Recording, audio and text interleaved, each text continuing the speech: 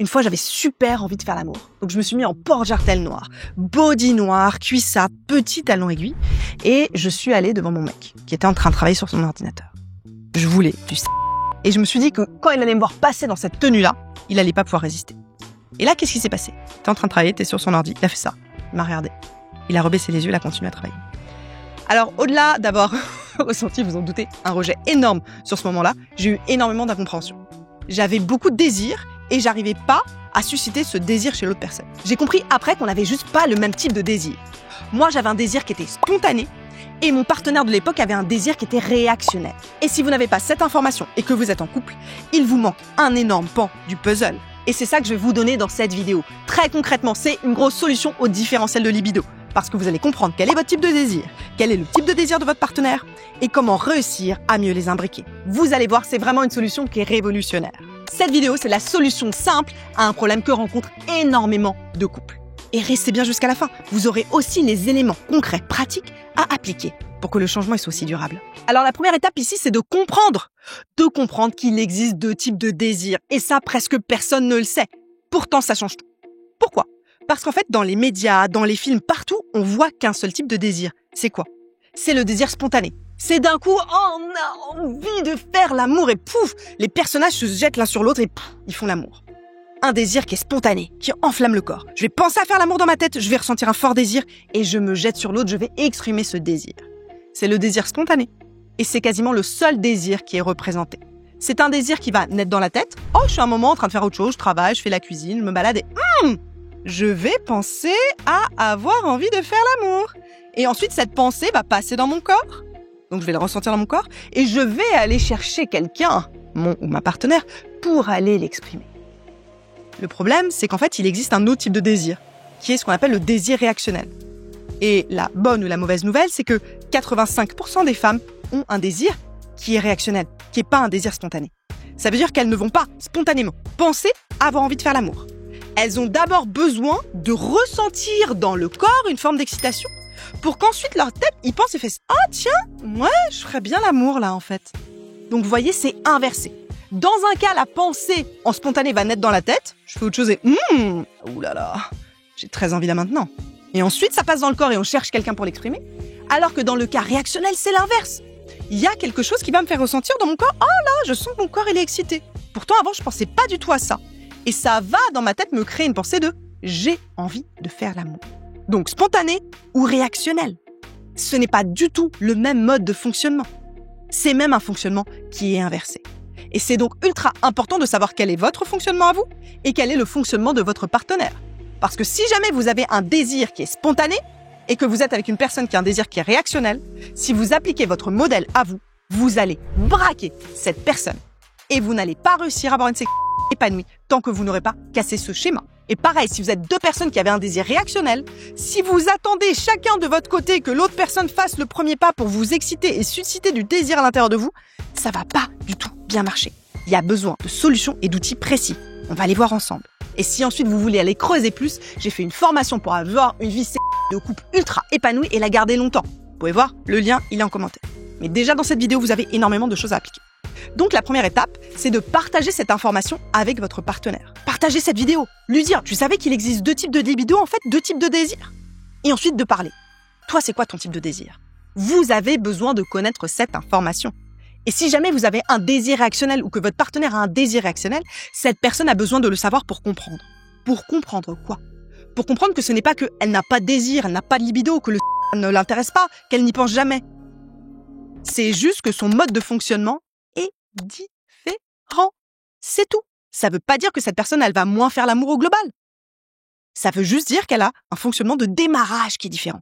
Et ça, une fois qu'on a compris ça change tout. On peut faire énormément d'amour, même avec quelqu'un qui a un désir réactionnel. Et ça commence donc par les deux partenaires qui ont le même degré d'information sur les deux types de libido qui existent. Ensuite, par les partenaires qui vont parler, communiquer pour savoir, OK, en fait, c'est quoi ton type de désir ? Et ensuite, une adaptation en troisième pour qu'on puisse créer un pont et se retrouver. Dans le cas où on ne fonctionne pas de la même façon. Ou dans le cas où on est tous les deux réactionnels aussi. Parce que vous doutez bien que deux personnes qui ont un désir spontané n'ont pas trop de problème à se caler ensemble. Alors l'autre composante de la solution qui est ultra importante et que je vais vous livrer ici, c'est quoi ?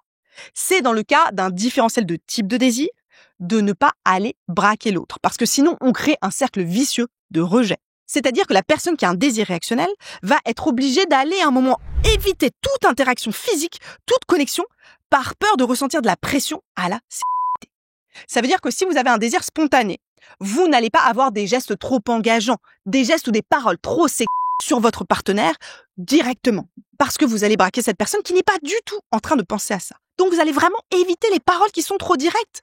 Si votre partenaire a un désir réactionnel, n'allez pas directement, alors que cette personne est en train de cuisiner ou de faire autre chose, lui dire « J'ai très envie de toi, viens, on fait l'amour là maintenant tout de suite ». Ça va pas du tout fonctionner. Cette personne ne fonctionne pas comme ça. Même si vous adoreriez qu'on vous fasse ça. L'autre personne, c'est pas son mode de fonctionnement. On va aussi éviter les gestes trop d'un coup, là. Cette personne, encore une fois, ça lui passe pas par la tête. Donc, il va falloir d'abord créer de la connexion et du désir physique. Et ça, on le crée pas en allant directement toucher des zones chaudes. Pas de gestes directement sur des zones érogènes ou sur les parties génitales ou directement sous les habits. C'est des choses qui vont braquer. Donc, vous allez les éviter. Sinon, votre partenaire qui a un désir réactionnel risque d'être obligé de vous rejeter. Parce qu'en fait, c'est intrusif de faire ça si la personne n'est pas déjà dans sa tête dans un schéma d'interaction, de connexion, de sensualité ou de sexualité. Et si jamais vous avez un désir réactionnel, en plus, ça met la pression. Donc, osez dire non. Vous n'êtes pas obligé d'accepter ce type d'interaction, que ce soit des paroles ou que ce soit des gestes, si vous avez l'impression que c'est pas à votre rythme, que c'est intrusif. Verbaliser votre non, ça permet de créer un cadre de sécurité pour qu'ensuite les deux types de désirs puissent se rencontrer. Oser dire non, c'est casser ce cercle vicieux du rejet, où on n'arrive même plus à toucher l'autre personne parce qu'on se dit « Attends, mais si je le laisse toucher mon bras, il va être excité, il va avoir envie de faire l'amour, il va se faire des films. Moi là, j'ai pas envie de faire l'amour, on est en train de regarder Netflix, donc je vais même pas oser lui faire un câlin, l'embrasser ou toucher son bras. » On casse ça, là. Et ça, on le fait en posant un cadre de moments de connexion physique qui sont non sexuels. Et on le verbalise. Ces moments de connexion physique, ils sont ultra importants. Ils vont reconnecter vos corps. Ils vont vous permettre de vous rapprocher. Mais pour que la personne qui a un désir réactionnel se sente vraiment en liberté et en confiance de le faire, il faut avoir posé ce cadre aussi de non-sexualité.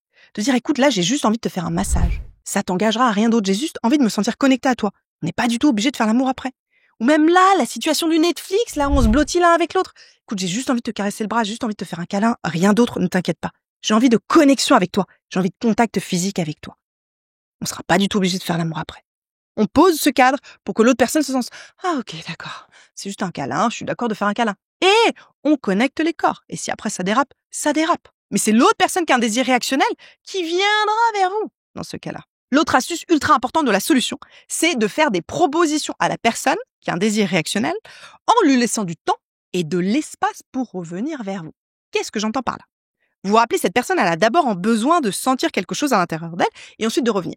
Donc, si j'y vais directement et que je lui mets la pression, ça marche pas du tout. Je peux lui dire, écoute, moi, j'aurais très envie ce soir de vivre un moment de câlin, de connexion. Peut-être on peut se regarder dans les yeux, peut-être juste s'embrasser.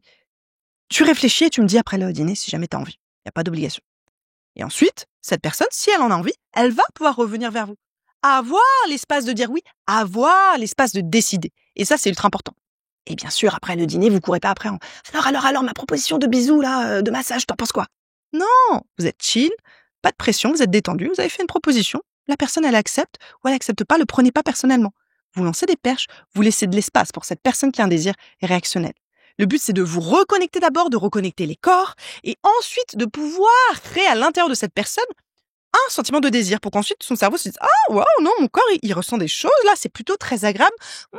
Je vais me laisser tenter. » C'est ça que vous voulez faire, en fait. Et si vous avez un désir réactionnel, c'est comme ça que vous devez fonctionner.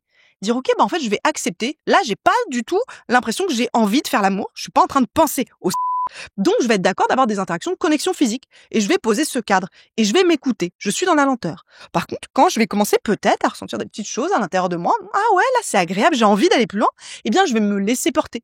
Parce que je me sentirai assez en sécurité pour le faire, en fait. Voilà, vous avez vraiment une solution là qui va changer votre vie intime. C'est des outils très précis qui vont déjà révolutionner les interactions que vous avez à l'intérieur de votre couple, surtout si vous avez une différence de libido. En tout cas, une différence de type de désir. Et encore une fois, si vous voulez aller plus loin, vous avez la masterclass qui est dédiée là-dessus avec des dizaines de vidéos et des exercices où vous allez apprendre très concrètement à créer du lien, à créer de la connexion, à vous adapter à des types de désirs qui sont différents. Vous pouvez le faire seul ou à deux. Merci beaucoup!